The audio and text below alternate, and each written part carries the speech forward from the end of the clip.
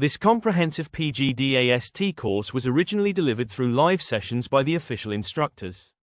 We are uploading these sessions here to support students, and all credit goes to the respective teachers and instructors.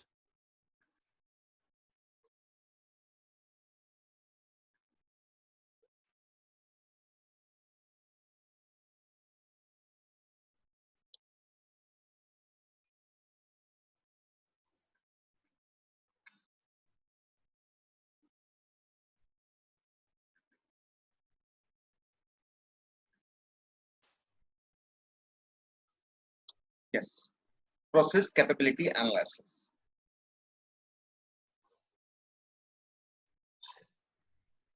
Okay, ये भी 2 marks का generally exam में आता है इस topic के ऊपर भी, क्योंकि कंट्रोल चार्ट से थोड़ा अलग है। तो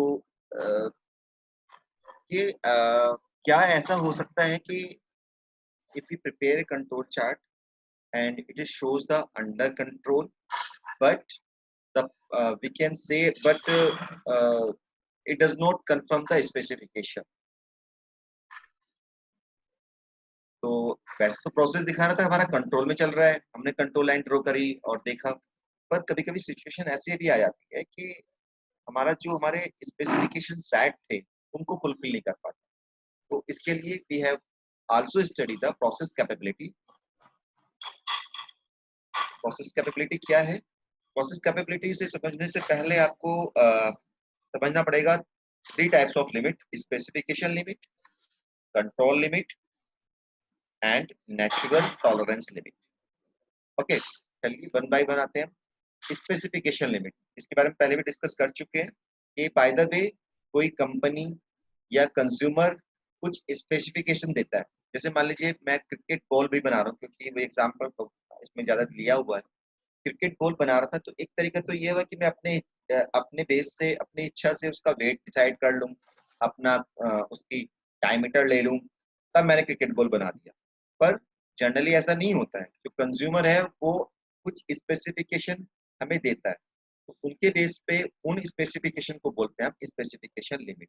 और वो ऐसा नहीं कि खाली उसने स्ट्रिक्ट होकर कहता है कि जो बॉल का वेट है 160 होगा, इससे ऊपर नीचे नहीं होगा। थोड़ा सा वो वहां पे भी लेन दे देता है कि मैं अगर 160 है तो 165 से 155 तक मैं इसको एक्सेप्ट कर लूंगा। तो दीज अपर लिमिट्स और लोअर लिमिट्स जो वो देगा is called the specification limit. Okay, जिस एग्जांपल में यहाँ पे दिया हुआ है, the weight of A cricket ball is set by the consumer और बाय द मैन्युफैक्चरिंग इंजीनियर। या इंजीनियर भी डिसाइड कर सकता है कि भाई हमें क्या पैरामीटर सेट करने हैं। उसने कहा कि 160 से plus minus 3 gram. Then weight of the cricket ball produced by the manufacturer can vary from this to this. तो दीज लिमिट्स जो कंज्यूमर स्पेसिफाई करे या मैन्युफैक्चरर डिसाइड करे, these are called the specification limit, and these are the given. ये given. Control limits क्या है? Control limits we have to find, we have already find in each control chart. कि हमने सबसे पहले x बार की control limits पढ़ी थी, वो थी हमारी x डबल बार प्लस माइनस 3 क्या a2 r बार, है ना, डिफरेंट बनाई हमने, या हम कहते हैं plus minus mu 3 sigma square. तो ये these are the control limits. अब आता है नेचुरल टॉलरेंस लिमिट। देखिए कंट्रोल लिमिट्स और नेचुरल टॉलरेंस लिमिट थोड़ा सा डिफरेंस है, वो आपको समझना पड़ेगा। क्या है कि कंट्रोल लिमिट्स जब हमने की थी, मीन की कंट्रोल लिमिट्स की अगर बात करें हम, तो मीन की कंट्रोल लिमिट देखना क्या थी। मीन की कंट्रोल लिमिट थी, हम कंट्रोल लिमिट की बात करते हैं तो हम कहते हैं कि mu plus minus 3 standard error of mu, क्या मैं बल्कि टी ले रहा हूँ, ये कोई भी हमारी जो स्टैटिस्टिक है वो टी है, तो उसकी एक्सपेक्टेड वैल्यू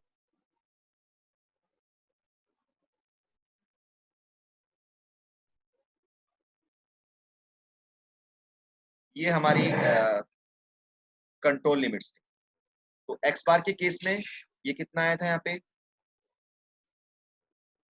या सॉरी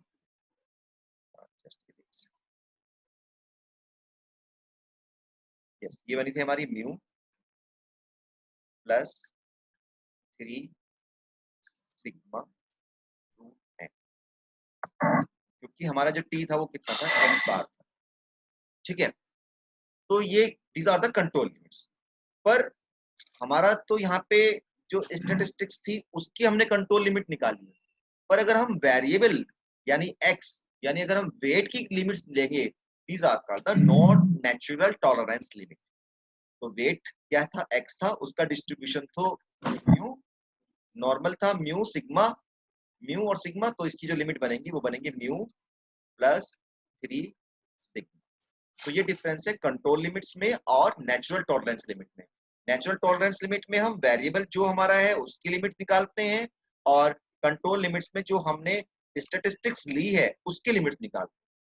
तो यहाँ पे नेचुरल में तो होगी म्यू प्लस माइनस 3 सिग्मा, यानी इसका मीन और स्टैंडर्ड डेविएशन, इसका मीन जो हमारा वेरिएबल है वेट, ठीक है। और यहाँ पे हम एक्स बार की लिमिट निकाल रहे हैं, तो एक्स बार की तो जनरली मीन तो उसका म्यू आता है, पर वेरिएंस तो उसका बदल जाता है, वेरिएंस होता है 3 सिग्मा अंडर रूट एन, ठीक है। तो इस तरह there are 3 types of limit. One is the specification limit जो ऑलरेडी स्पेसिफाइड होती हैं, कंट्रोल लिमिट्स वो होती हैं जो हम लोग कैलकुलेट करते हैं, और नेचुरल टॉलरेंस लिमिट होती है म्यू प्लस 3। अब चलिए देखते हैं कि इनके क्या रिलेशनशिप है प्रोसेस कंट्रोल से, सॉरी प्रोसेस कैपेबिलिटीज।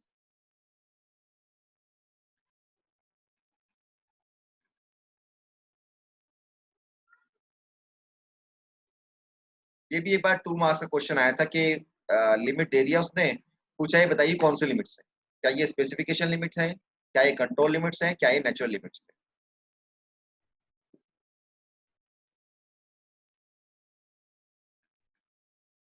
एग्जाम्पल, अच्छा ओके। पर चलिए थोड़ा सा इसने क्लियरिफाई किया है on the basis of the 3 types of limit. A cricket ball manufacturing company wants to control the weight of ball. 25 samples, each of size 4, are collected. The sum of average and the sum of the sample range are found to be measure x 4010 and sum of range is 72 grams respectively. If the consumer specified the weight of balls as 160 plus minus 3 gram, find the estimates of the process mean and standard deviation. Also, find the specification limit, control limits, and natural tolerance limit. It is given that way. तो ये तीनों limit के बारे में बात कर रहा है, ओके। तो पहले आते हैं हम स्पेसिफिकेशन लिमिट। तो स्पेसिफिकेशन लिमिट कौन सी लिमिट होती है, which is specified by the consumer. तो कंज्यूमर ने क्या स्पेसिफाइड करके दिया उसको कि भाई मेरे को जो बोल चाहिए वो 160 से प्लस माइनस 3 ग्राम चाहिए, तो these are the specification limit. तो हमने इनकी स्पेसिफिकेशन लिमिट, तो स्पेसिफिकेशन लिमिट हो गई हमारी, टारगेट और एम वैल्यू तो 160 हो गया, कोशिश तो हम 160 की करेंगे, पर हम यहाँ तक टॉलरेट कर सकते हैं 160 प्लस 3। नाउ आते हैं हम कंट्रोल लिमिट्स। कंट्रोल लिमिट्स क्योंकि यहाँ पे वेट ऑफ बॉल हो रहा है 25 sample size, sum of the average और इसकी बात हो रही है, तो हम यहाँ पे मीन चार्ट अगर देखें तो जो इन्फॉर्मेशन हमारे पास वो मीन चार्ट हम लगा सकते हैं। तो हम यहाँ पे, और ये जो दिया हुआ है वेट, बॉल का वेट दिया हुआ है, ना कि उसमें वेरिएबिलिटी दी हुई है, तो हम मीन चार्ट लगाएंगे। तो मीन चार्ट की आप जानते हैं कि कंट्रोल लिमिट कैसे निकालते हैं, क्योंकि सिग्मा और म्यू तो हमारे पास अननोन है, तो चलो पहले उसको एस्टिमेट करते हैं। प्रोसेस मीन को एस्टिमेट करते हैं हम एक्स डबल बार से। तो यहाँ पे summation of x bar given है, इसको हम डिवाइड कर देते हैं नंबर ऑफ सैंपल से, नंबर ऑफ सैंपल से 55, तो हमारा आ गया म्यू एस्टिमेशन हो गया। सिग्मा को एस्टिमेट कर लिया हमने आर बार से, आर बार बाई D2, तो दिस, तो ये एस्टिमेट्स हो गई। और हम we can find out the control limits for the X bar chart. Control limit X bar chart is X bar then X bar plus A2 R bar, तो this. अब बचता है हमारा main natural limit, natural tolerance limit. तो natural tolerance limit जैसे मैंने पहले बताया था कि नेचुरल टॉलरेंस लिमिट होती है म्यू प्लस 3 सिग्मा। अब म्यू तो अननोन है, तो अननोन है तो इसका हम एस्टिमेट यूज कर लेंगे, यानी म्यू कैप यूज कर लेंगे जो आप अभी फाइंड आउट कर चुके हो, और 3 सिग्मा का भी एस्टिमेट कर लेंगे, तो ये भी हम निकाल चुके हैं। तो these are the natural limits. तो ठीक है, चलिए देखते हैं बाकी। तो सिग्मा भी एस्टिमेट हो गया and these are the natural, तो हमने नेचुरल, ठीक है। तो क्लियर हो गया natural limit, specification limit and control limit. Now आते हैं process capability. Process Sir, sorry to interrupt. I have one question. Like by using control limits, we find whether our process is under control or not. So, what exactly the natural tolerance limit signify? What that mean actually? हाँ yes, देखिए मैंने यहाँ पे actually इस block की limits को देखते हुए बहुत प्रेस्क्रिप्शन में नहीं गया था मैं, पर अगर मैं टैप में जाता हूँ तो मैं थोड़ा सा आइडिया देने की कोशिश करूंगा आपको। कभी कभी क्या होता है सिचुएशन में, बताता हूँ आपको इस तरह से। अब तो मुझे प्रॉपर चार्ट भी याद नहीं आ रहा है कैसे बनता था, चलिए मैं कोशिश करता हूँ कुछ याद हो जाए। सॉरी, चलो उल्टा, जस्ट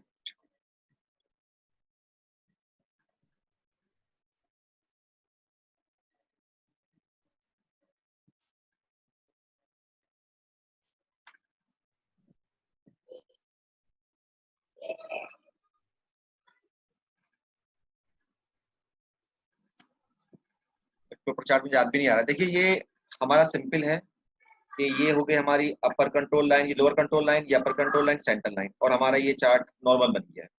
पर कभी कभी सिचुएशन ऐसी होती है कि ये नॉर्मल चार्ट तो अंडर कंट्रोल ही रहता है, पर ये स्पेसिफिकेशन, ये हमारा सेंटर था, टारगेट टारगेट ये था हमारा बनाने का, पर ये टारगेट जो है, ये जो चार्ट है रहता 3 लिमिट्स के बीच में ही है, पर ये शिफ्ट हो जाता है दूसरी जगह। यानी अगर हमें वेट 160 बनाना था तो बन जाता है 168, पर रहता कंट्रोल लिमिट्स के बीच में ही जो भी हम कर रहे हैं। पर ये Okay, means the situation, specifications are not ये fulfilled in this situation case. तब आती है जब स्पेसिफिकेशन ना गिवन हो, तब ये प्रॉब्लम जनरली आती है। जब स्पेसिफिकेशन गिवन होता है तब ऐसे प्रॉब्लम नहीं आती, हम उसी के बेस पे यहाँ पे सेट करते हैं लिमिट्स। पर अगर स्पेसिफिकेशन ना गिवन हो तो हमारा ये मूव कर जाता है। अगर आप इसको चाहेंगे तो प्रॉपर मैं इसके नोट्स दे दूंगा आपको, कि क्योंकि मैंने इतना डिस्क्रिप्शन में नहीं लिया था, बहुत बड़ा ब्लॉक हो रहा था एक्चुअली। अभी देखें तो उसके 120 पेजेस हो रहे हैं, तो फिर हमने इसको छोड़ दिया था कि बस इसको कम ही ले लेते हैं।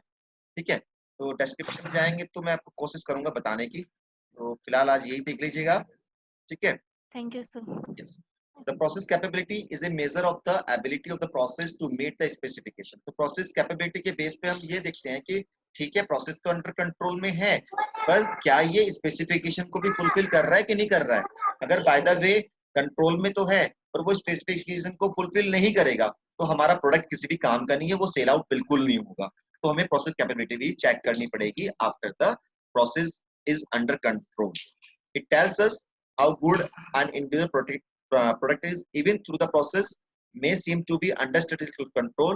It is necessary to see whether the process is capable to manufacturing process product within the specific limit or not. तो इसके लिए हम यूज प्रोसेस कैपेबिलिटी को निकालते हैं। Process capability is equal to 3 sigma. Generally sigma हमारा unknown होता है, तो अननोन होगा, फिर इसको हम क्या करेंगे, एस्टिमेट करेंगे।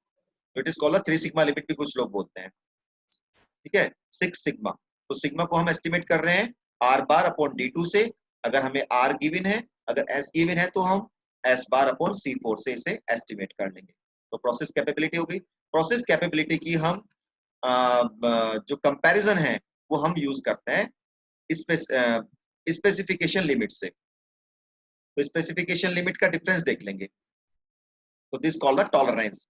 अगर हमारी 6 सिग्मा स्पेसिफिकेशन लिमिट यानी टॉलरेंस से कम आता है तो the process is under process, even we say that the under control तो है ही, कि वो कैपेबल है producing the product of desired specification. अगर ये इसके इक्वल है तो meeting the specification if no shift in the process mean. अगर प्रोसेस मीन का मीन चेंज ना हो, प्रोसेस का मीन चेंज ना हो, तब हम स्पेसिफिकेशन मिल जाएंगे। पर हमें यहाँ पे हमेशा डाउट रहता है, कभी भी एक प्रोसेस मीन बढ़ने से ये हमारा जो स्पेसिफिकेशन है वो मीट नहीं करते। और अगर 6 सिग्मा बड़ा है से टॉलरेंस से, तो फिर तो हमारा क्या होगा कि जो प्रोसेस है, वो जो प्रोडक्ट बन रहे हैं वो do not meet the desired specification. Okay, तो जनरली ये जो हम प्रोसेस कैपेबिलिटी पढ़ते हैं वो उसी सिचुएशन में पढ़ेंगे जहां पे हमारा स्पेसिफिकेशन हमें गिवन। ओके, तो ठीक है, तो हम ये 3 स्टडी करेंगे कि अगर हमारा 6 सिग्मा कम है टॉलरेंस से, तब तो हमारा जो स्पेसिफिकेशन को फुलफिल करेगा। इक्वल है तो कर तो लेगा, पर थोड़ी सी हमें केयरफुल रखना पड़ेगा। और 6 सिग्मा अगर बड़ा है तो पॉसिबिलिटी नहीं है। इसको मैंने एग्जांपल से भी कोशिश करी थी समझाने की कि अगर हम 6 सिग्मा को मान लेते हैं ये हमारी कार है और हमारा जो ये है ये हमारा गैरेज है, तो अगर हमारा कार छोटी है गैरेज से तो वी कैन इजिली पार्क, तो हम उसे इजिली पार्क कर सकते हैं। और अगर गैरेज और कार का साइज लगभग सेम है तो हम कर तो सकते हैं उसको पार्किंग में, पर हमें बहुत केयरली करना पड़ेगा। और अगर हमारी कार उससे बड़ी है गैरेज से तो we can not park the car in a garage.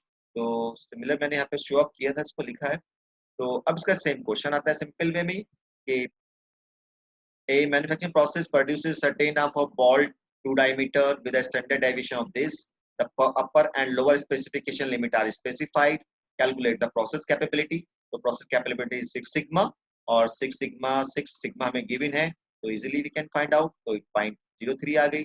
अब देखना है कि क्या does it appear that the manufacturing process is capable to the meeting the specification requirement?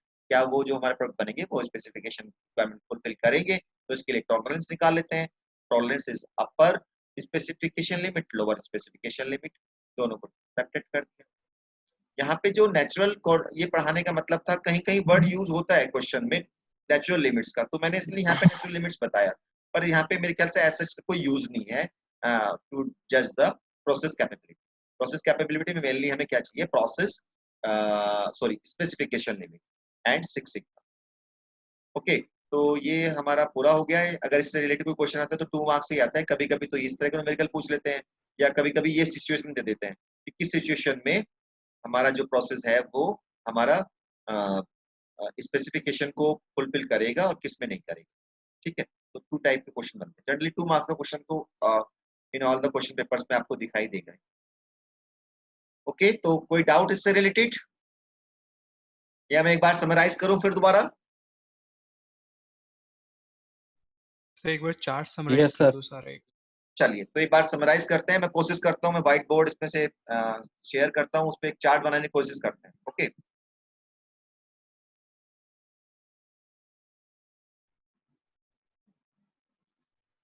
चलिए कंट्रोल चार्ट्स।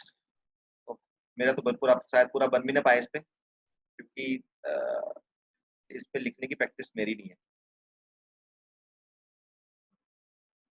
सर शायद वर्ड डॉक्यूमेंट पे लिख दो या एक्सेल खोल के आप उस पे लिख दो, उससे भी हम लोग समझ जाएंगे। चलिए मैं इसमें बता देता हूँ, फिर मैं एक बार क्योंकि वहां पे हम लोग एरो बनाने पड़ेंगे ना, एक फ्लो चार्ट बनाने के लिए एरो बनाने पड़ेंगे। चलो फिलहाल इस पे करते हैं, मैं प्रॉपर बना दूंगा। सर एक्सेल में इजी रहेगा। किसमें किसमें इजी रहेगा? एक्सेल में ही इजी रहेगा।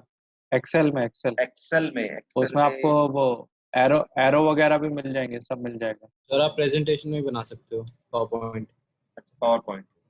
चलो वो टाइम टेकिंग होगा, फिलहाल मैं इस पे बना दूं, मैं भेज दूंगा आपको, चिंता मत करिए। ठीक, कंट्रोल कंट्रोल चार्ट को हमने 2 पार्ट में डिवाइड कर लिया।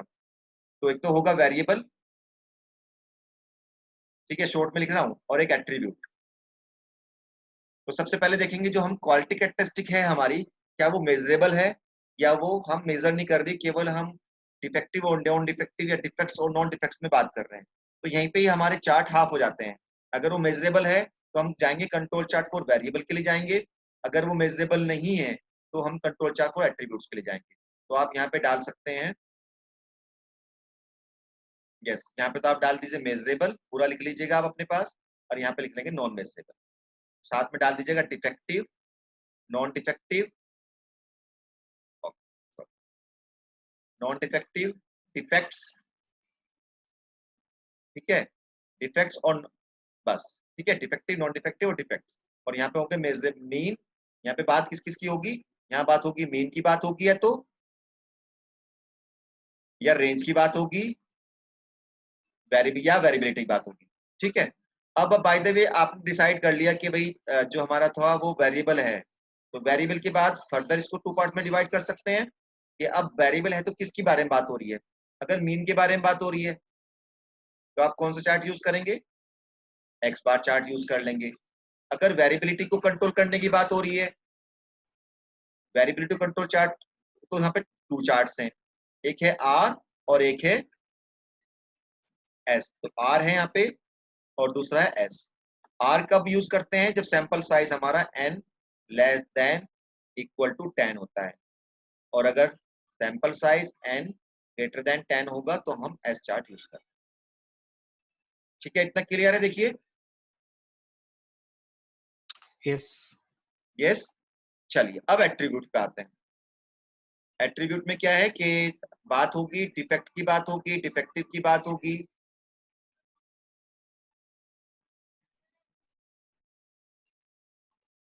एक अगर आप कंट्रोल चार्ट अपने आप ही प्रिपेयर करेंगे ना तो इजीली आपको समझ में आ जाएगा कि क्या कहानी चल रही है, और बस आपको एग्जाम में केवल वही कंट्रोल चार्ट देख के जाना है।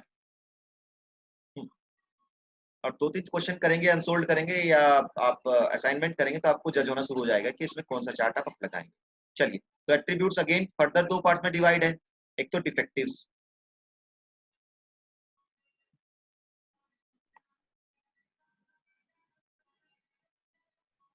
और दूसरा डिफेक्ट।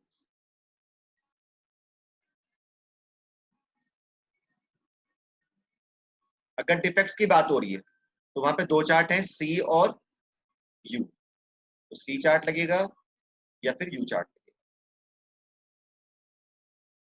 सी चार्ट कब जो लगता है? जब सैंपल साइज कांस्टेंट हो, constant sample size, constant sample size.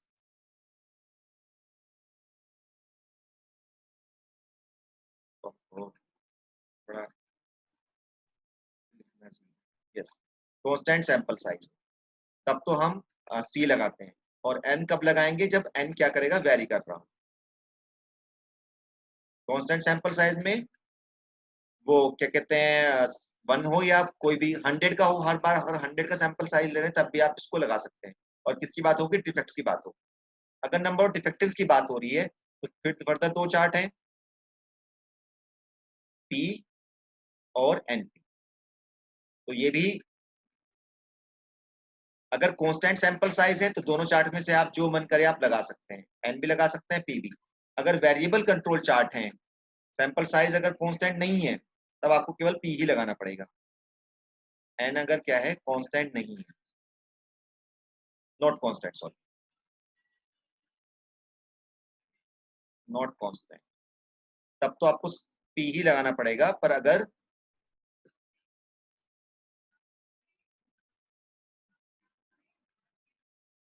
Otherwise आपको फिर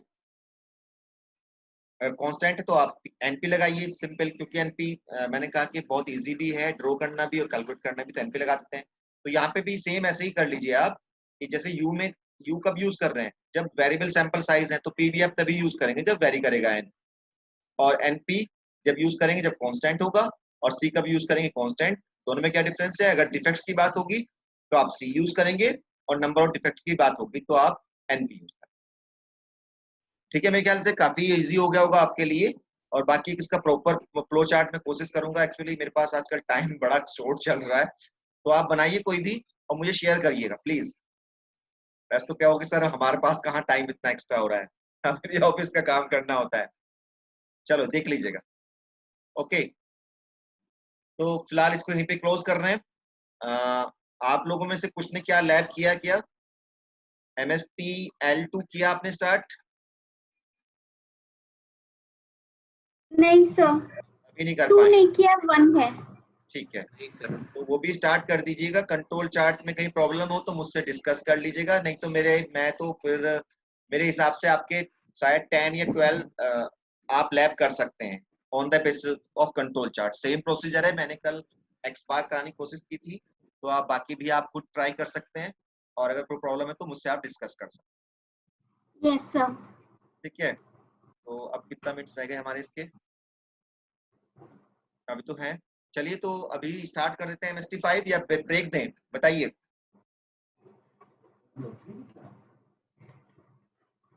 ब्रेक? ब्रेक लेके स्टार्ट ही करते हैं। सर कब तक चलेगी ये वाली? कब तक चलेगी? जब तक आप अलाउ ऑलमोस्ट करोगे 10 मैं तो मिनट। पढ़ाता रहूंगा, मुझे कोई प्रॉब्लम नहीं है। सर कुछ टाइम बाद सर के ऊपर चले जाएगा चीजें। अच्छा ठीक है, तो चलिए हम लोग पहले क्या टाइम हो रखा है? इट इज 30 पे स्टार्ट 10:30 हो रहे सर। 10:30 स्टार्ट कर लें? यस ठीक है सर। ठीक है 10:30 पे Yes. स्टार्ट कर लें और 20 और 30 मिनट से पढ़ेंगे बस, ठीक है। फिर आप कहेंगे सर से ऊपर से जाना शुरू हो गया, ठीक है। और वो सर एक थोड़ा क्विक क्वेश्चन है। हाँ जी सर मेरा MST 005 तक क्लियर था लास्ट ईयर, तो जो भी एग्जाम मुझे इस साल देने हैं, have to resubmit assignments for everything, या पिछले साल जो असाइनमेंट सबमिट कर दिए थे वुड बी एनफ? वो तो जो आप एक बार असाइनमेंट सबमिट कर चुके हैं वही एनफ है, आपको बार बार असाइनमेंट नहीं सबमिट करने। अगर बाय द वे जो आपके एग्जाम रह रहे हैं और आपने उनके असाइनमेंट सबमिट कर दी हैं तो वही सफिशिएंट है। ठीक है, वो कैलेंडर ईयर का कोई इशू नहीं होगा, मतलब कि नहीं, इस साल नए आपके मार्क्स असाइनमेंट आ भी गए हैं तो आपने कोई अपना issue ग्रेड कार्ड देखा होगा तो उन असाइनमेंट्स के मार्क्स अपलोड हो गए क्या? नहीं। राइट सर, हो गए हैं, क्लियर हाँ है। तो फिर वो फिर आपको कुछ नहीं करना है। अगर बाय द वे आप असाइनमेंट आपने सबमिट किया और फेल हो जाते हैं असाइनमेंट में, तब आपको रीसबमिशन करना होगा असाइनमेंट का। अदरवाइज असाइनमेंट वन टाइम ही होते हैं, चाहे आप एग्जाम अपने स्लॉट्स में से कभी भी दें। ठीक है sir, done. Any query, any other query? Sir मुझे डाउट है। जी हेलो हाँ श्वेता बताओ। सर, जो यूनिट 7 है लैब की, उसमें सर कंटिन्यूअस, एक मिनट सर मैं क्वेश्चन देख के बता रही हूँ। कंटिन्यूअस डेटा के लिए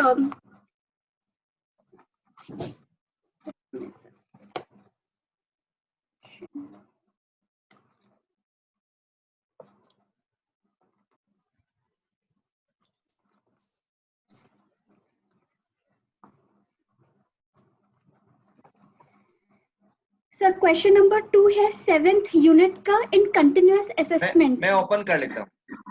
जी एमएसटी किसका 5 में ना?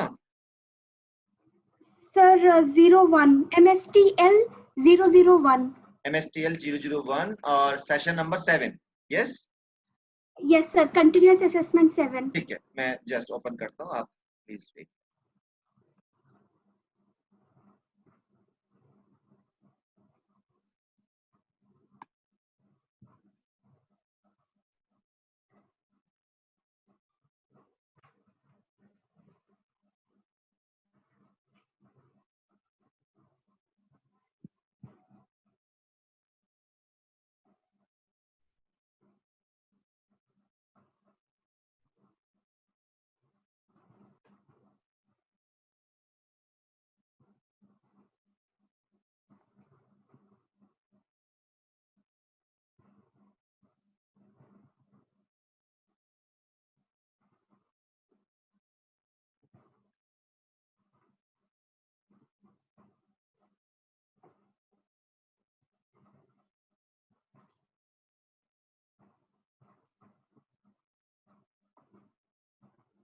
हाँ श्वेता बताइए। कॉन्फ्रेंस असेसमेंट 7 में question number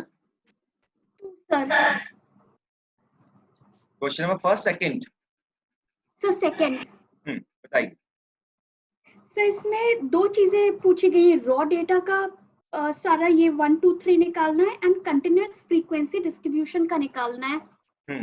so sir for example quartile deviation निकालना है या क्वार्टाइल निकालने हैं, तो फिर कंटिन्यूअस फ्रीक्वेंसी डिस्ट्रीब्यूशन का कैसे निकलेगा सर? वो जो हमने पहले फॉर्मूला लर्न किया है उसमें से, या फिर कोई डायरेक्ट है? नहीं देखिए मैंने कहा था बताया पहले भी कि जो सॉफ्टवेयर्स हैं वो केवल रॉ डेटा को डील करते हैं, ठीक है। तो आप बाकी सब यानी जो इसमें इनबिल्ट फंक्शन है उससे तो आप रॉ डेटा से ही निकाल सकते हैं।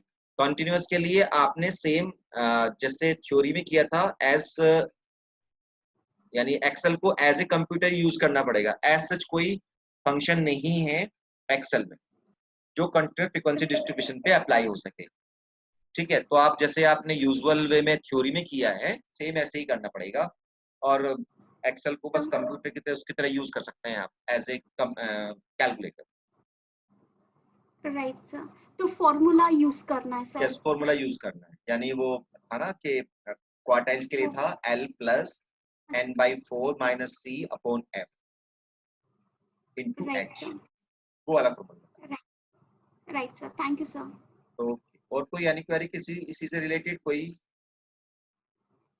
नहीं? चलिए इसको एंड कर रहे हैं अभी। और हम लोग 50 मिलते हैं, सॉरी 30 पे 10:30 पे, और 20-30 मिनट्स की ही क्लास लेंगे, घबराइए मत आप। एक्चुअली देखिए, कोर्स अगर एग्जाम जून में हो जाते हैं तो कोर्स अभी आपका MST E2 का भी बहुत सारा बचा है, MST E1 पूरा बचा हुआ है, और अगर मैं लैब इसकी बात करूँ MST 5 की, केवल उसका एक ही ब्लॉक हुआ है अभी, उसमें अभी एक ब्लॉक के भी एक यूनिट बची हुई है। ठीक है, तो देखिए कितना कोर्स बचा हुआ है आपका। अगर मैं डेली क्लास ना लूँ तो कभी कोर्स पूरा नहीं होगा आपका। मई चल रहा है, मई हो गया आज, आई थिंक 4 हो गया, तो अगर डेली क्लास अटेंड नहीं करेंगे तो नहीं हो पाएगा। ठीक है, चलिए फिर इसको स्टॉप कर रहे हैं, और again we will join with, अरे 27 तो हो ही गए हैं, चलो फिर 30 से स्टार्ट कर देते हैं। ठीक है, चलिए, ओके।